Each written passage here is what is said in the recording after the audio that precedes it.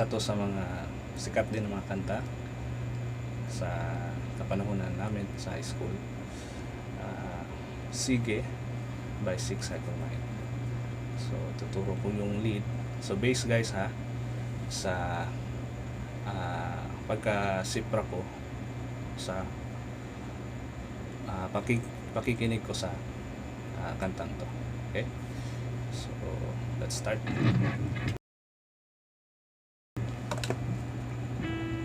So hindi ko na i-include yung sige, include ko na lang. So bonus na ito guys. So sa rhythm,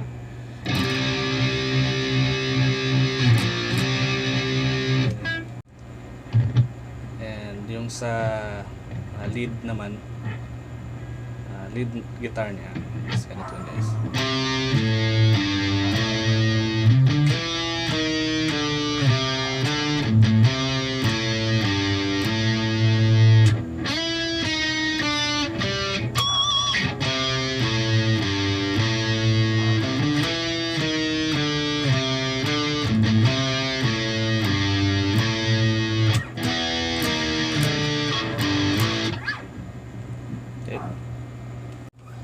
Ganito yun guys.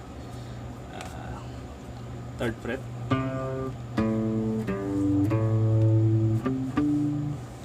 So dagdag to guys yung palm muting. Para sa akin mas maganda pakinggan, lalo na kapag naka-distortion.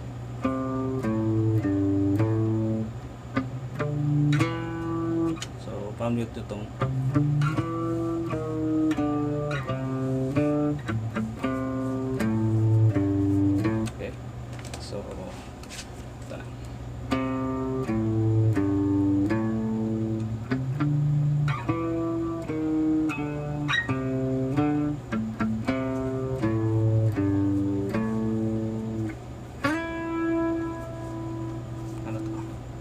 fret slide, and then pinch harmonic nyo yan guys. Okay, so hindi masyado marinig kasi hindi siya naka-distortion. So pero pinch harmonic nyo yung part na yun. Okay, then balik na naman dito.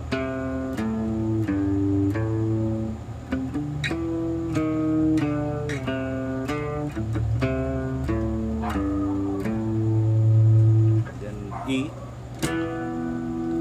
D sharp or E flat, and then G A. Okay.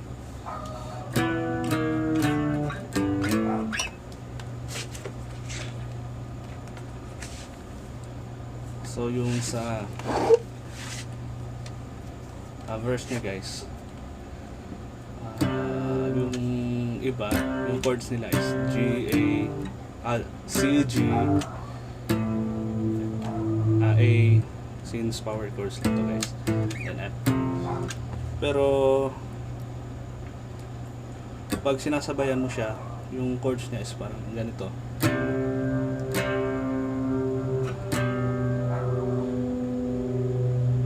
Then A, then F.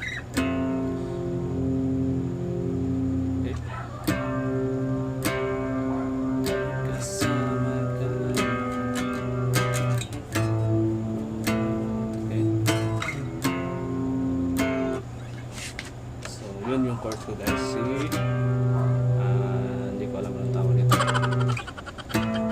Then A, then F. And then may lead part na naman sa refrain. So sa refrain yes, ito guys. So dito nyo yung kasama yung second string, second fret ng fifth na string. So same din dito. E, itong sa baba is ano to, B. Okay, so kasama to guys.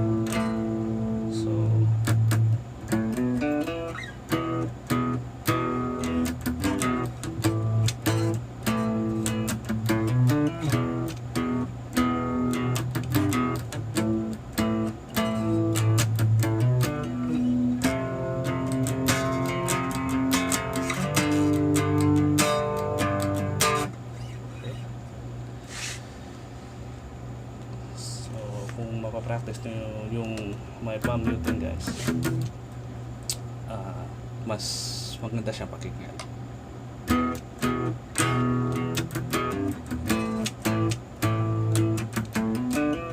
So hindi lang siya masyado talaga naririnig pag sa acoustic, mas malakas, maririnig niya mo yung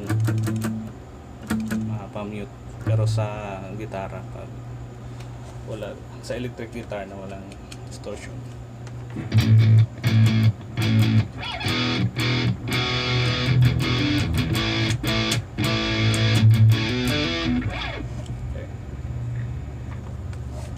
So yun yung sa refrain niya. Pagkatapos naman is chorus. So sa chorus naman, pagkapasok mismo ng chords na C, ng first chords ng chorus, which is C, ginagawa ko guys is from 5th fret ng 4th string, slide to 10th fret. Okay.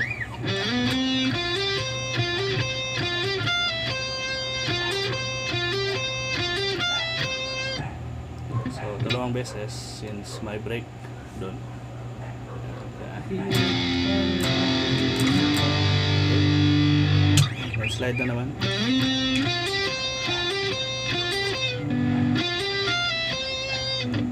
So mali yun guys, huwag yung gayahin yun. So ulitin natin sa pangalawang slide after ng break.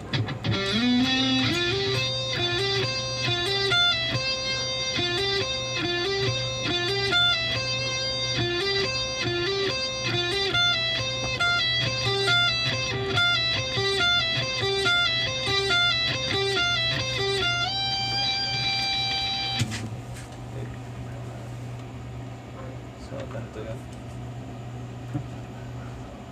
4th string, 5th fret, slide to 10th fret.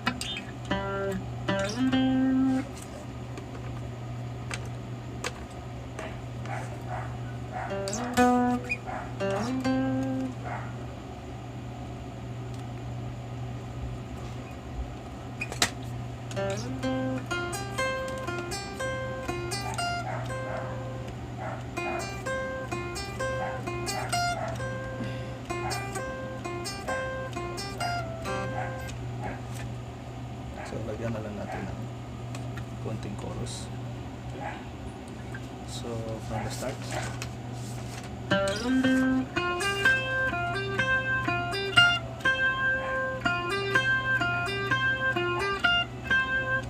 Then break. Then, pasok mo sa F and G. Then, balik na naman.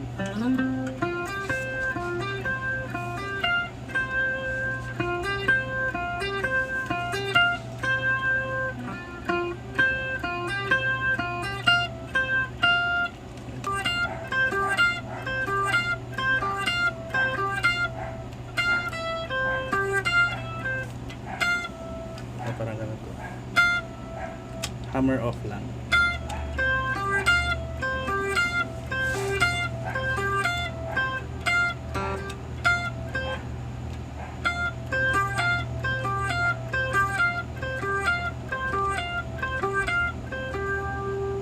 Then, okay. So, sa second verse is sumasabay lang sa chords.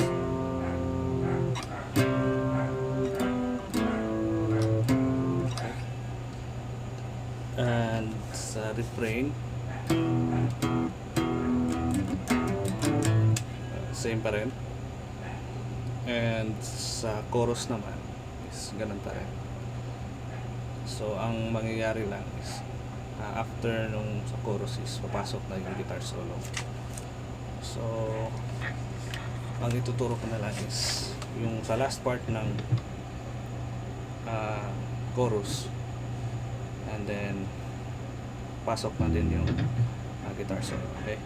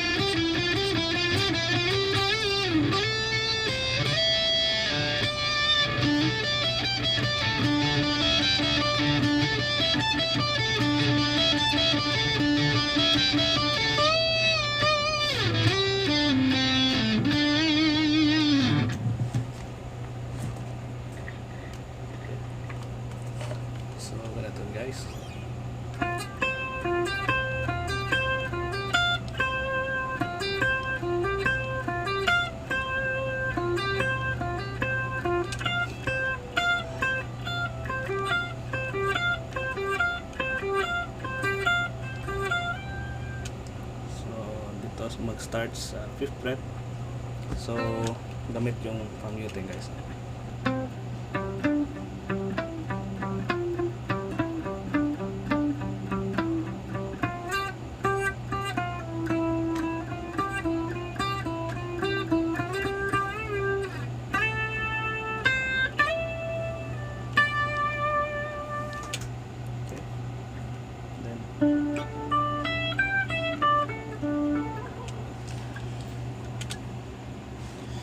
Uh, 12th fret ng 4th string, 14th fret ng 3rd string.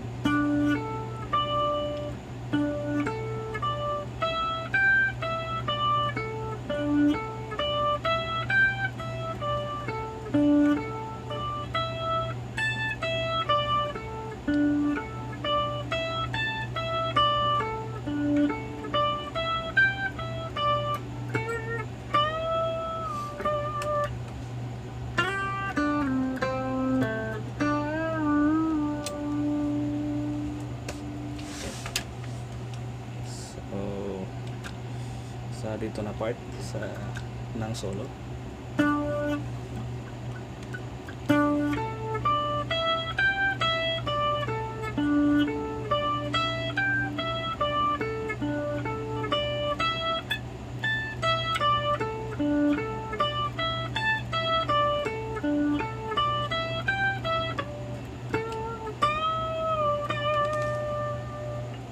And slide.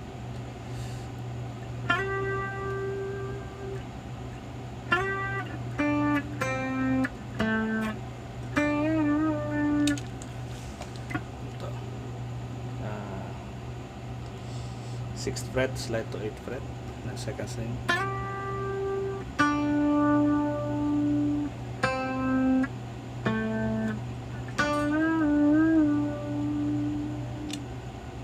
Okay. After nun guys is balik sa refrain.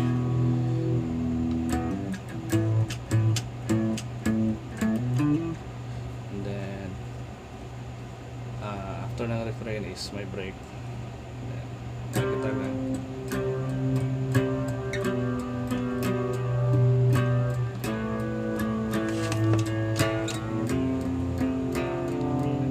Then kung mapapansin nyo, habang may nagpa-plucking meron ding lead. So sa lead is ganito yun.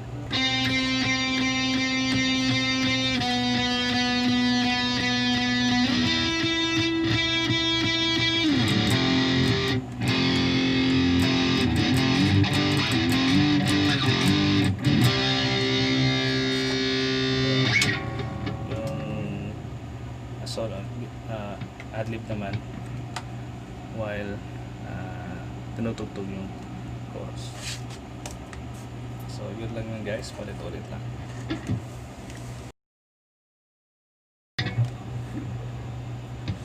And then yung outro naman niya is same lang sa intro.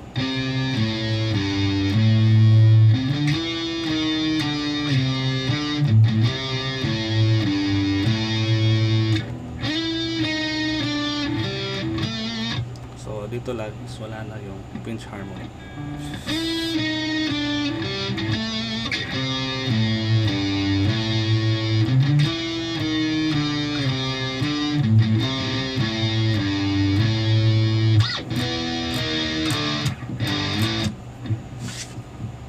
Okay.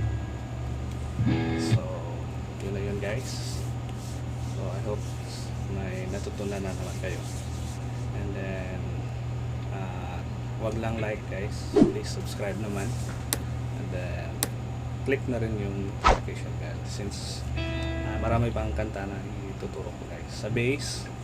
Siguro sa next video is bass naman, and mag-upload din ako ng mga oldies but goodies na mga kanta, bass and then lead naman. Okay, so till next time.